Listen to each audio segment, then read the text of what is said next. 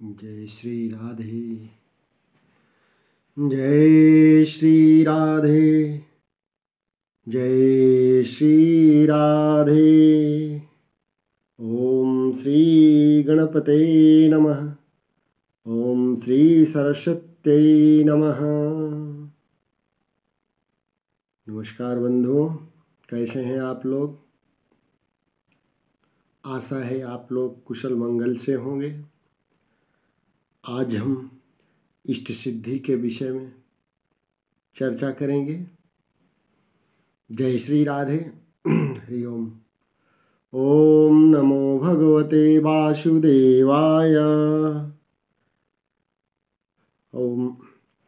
हमारे पास खाने को पर्याप्त अन्न, पहनने को वस्त्र, रहने को घर होते हुए भी हम भीतर से दुखी क्यों हैं?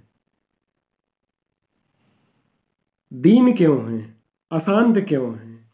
क्योंकि हम लोग अपने भीतर की चेतना जगाने की तरकीब भूल गए हैं।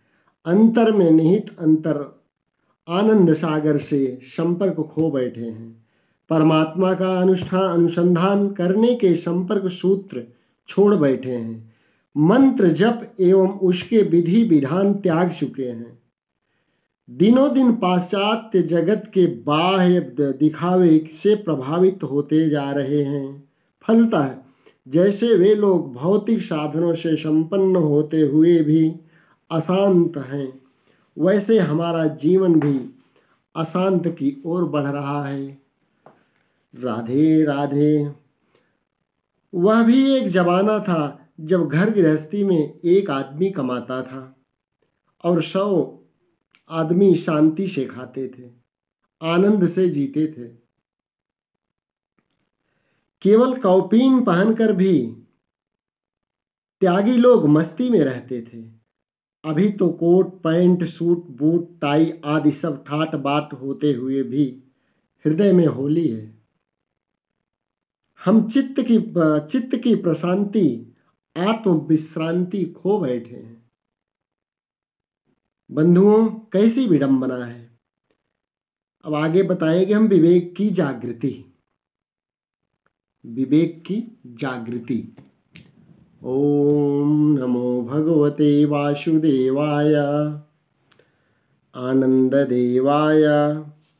सौभाग्यवश जब हम किसी सच्चे संत महापुरुष के सानिध्य में पहुंच जाते हैं, सत्संग में ब्रह्मानंद छलकाने वाली उनकी अमृत वाणी सुनते हैं, ध्यानामृत से सराबोर करने वाली उनकी निगाहों में अपने जीवन की गहराइयों को छूने लगते हैं, तब ऐसा लगता है कि भगवान हमारे करीब हैं। तत्ववेत्ता सद्गुरु के कृपा प्रसाद को पाकर ऐसा महसूस होता है कि जीवन को महान बनाना कठिन नहीं है।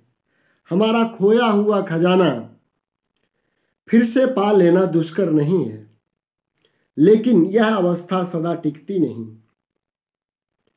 चित्त पुराने संस्कारों में फिर से बहने लगता है। कोई विघ्न और बाधाएं हमको सताने लगती हैं। मनुष्य की द्विधा अर्थात मनुष्य की दुविधा क्या है? एक तरफ चित्त चाहता है कि मनुष्य जन्म दुर्लभ है, अतः इसका सदुपयोग करें, दुनिया में ऐसा कुछ कर लें कि मेरे पद चिन्हों पर चलकर अन्य लोग भी अपना भाग्य बना लें। दूसरी तरफ मन हमें जगत की ओर बुद्धि का निर्णय जागतिक उपलब्धियों की ओर तथा शरीर भोग की ओर खिंचाव ले जाता है। शरीर भोग की ओर खींच ले जाता है। राधे राधे। ऐसे द्विधापूर्ण जीवन में क्या किया जाए? कभी श्रेयस की ओर खिंचाव होता है तो कभी प्रेयस की ओर खिंचाव होता है। हम न पूरे श्रेयस पर चल सकते हैं, न पूरे प्रेयस के उपभोक्ता हो सकते हैं। हम न पूरे सज्जन बन सकते हैं, न ईश्वरी शांति, चित्त की प्रशांति, आत्म विश्रांति ले पाते हैं। हमें संसार में शैतान होने से तृप्ति मिलती है। साधक और भक्त का यह अनुभव होता है। इसके क्या कारण है? हम अच्छाई चाहते हैं लेकिन अच्छाई के मार्ग पर पूरे चल नहीं पाते। बुराई से बचना चाहते हैं लेकिन बुराई से पूरे बच नहीं पाते हैं। हमारा हाल ऐसा है कि जनामि धर्म न च मे प्रवृत्ति ही जनाम्य धर्मम न च मे निवृत्ति ही। अर्थात हम धर्म जानते हैं लेकिन उस धर्म में हमारी प्रवृत्ति नहीं हो पा रही है। हम अधर्म को जानते हैं लेकिन उस अधर्म से हमारी निवृत्ति नहीं हो पा रही है। बंधुओं, हम जानते हैं कि यह अच्छा नहीं है, फिर भी उसमें फंसे रहते हैं। हम जानते हैं कि यह अच्छा है लेकिन उसमें हमारी प्रवृत्ति नहीं हो पाती। मानव मात्र का यह प्रश्न है। जो अपने को मानव माने उन सबका यह प्रश्न है। मनुष्य चाहता है कि मैं श्रेष्ठ बन जाऊं। मनुष्य चाहता है मैं श्रेष्ठ बन जाऊं। वह चाहता है कि मैं ईश्वर के साथ खेलूं। वह चाहता है कि मैं ईश्वर के साथ एक हो जाऊं और साथ ही साथ उसकी अपनी कमियां भी खटकती हैं। भागवत में एक कथा आती है।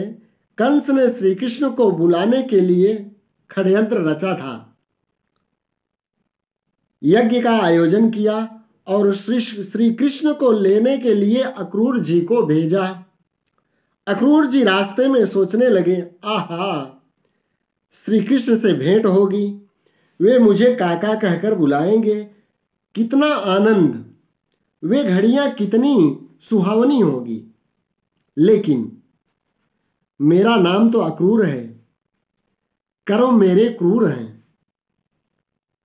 कंस के अन्न खाता हूं, उस पापी की गुलामी करता हूं। मेरे जैसे को श्री कृष्ण मिलेंगे, मुझे देखकर वे अंतर्धान तो नहीं हो जाएंगे। अक्रूर जी जब अपने कर्मों की ओर देखते हैं तो उनकी हिम्मत छूट जाती है, पैर उनके थरथराते हैं।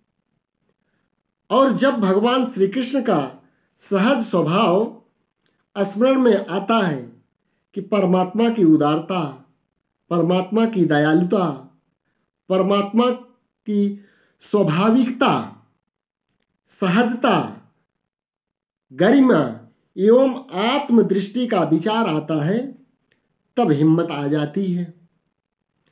ऐसा ही हम लोगों का हाल है। भगवान की ऊंचाई को देखते हैं, उनकी कृपा और करुणा को देखते हैं तो हिम्मत आ जाती है। अरे, क्यों नहीं होगा ब्रह्म ज्ञान, आत्म साक्षात्कार होना कोई कठिन थोड़े ही है।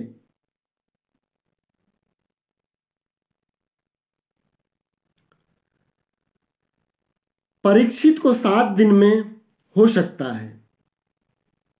राजा जनक को घोड़े के रकाब में पैर डालते डालते हो सकता है। अष्टावक्र को माता के गर्भ में हो सकता है ब्रह्म ज्ञान, तो हमको क्यों नहीं हो सकता? बड़ी हिम्मत आती है। हम ईश्वर की गरिमा और महापुरुषों के जीवन की ओर देखते हैं तो हमें हिम्मत आ जाती है, किंतु जब हम अपनी अपनी ओर देखते हैं तो हमारे पैर ढीले हो जाते हैं। इसका कारण क्या है? हमारी जो संभावनाएं हैं, हमारी जो सुसुप्त चेतना है, हम में जो सुसुप्त सत्व है, उस सत्व को हमने विकसित नहीं किया और रजस तमस हम में पूरा विकसित हो रहा है। इस रजस तमस से प्रेरित होकर जब हमारी प्रवृत्तियां होती हैं तो हम मन से कमजोर हो जाते हैं। हम मन से कमजोर हो जाते हैं।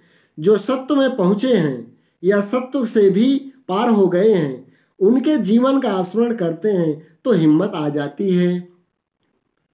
हम जब उपासना, अनुष्ठान, ध्यान, भजन करने में तत्पर हो जाते हैं, श्रेयस्य प्रेयस्य मनुष्यमेतस्तो संपरीत्य विविनक्ति धीरः श्रेयो धीरो अभिप्रेयसो वृणीते प्रेयो मंदो योग क्षेमाद वृणीते।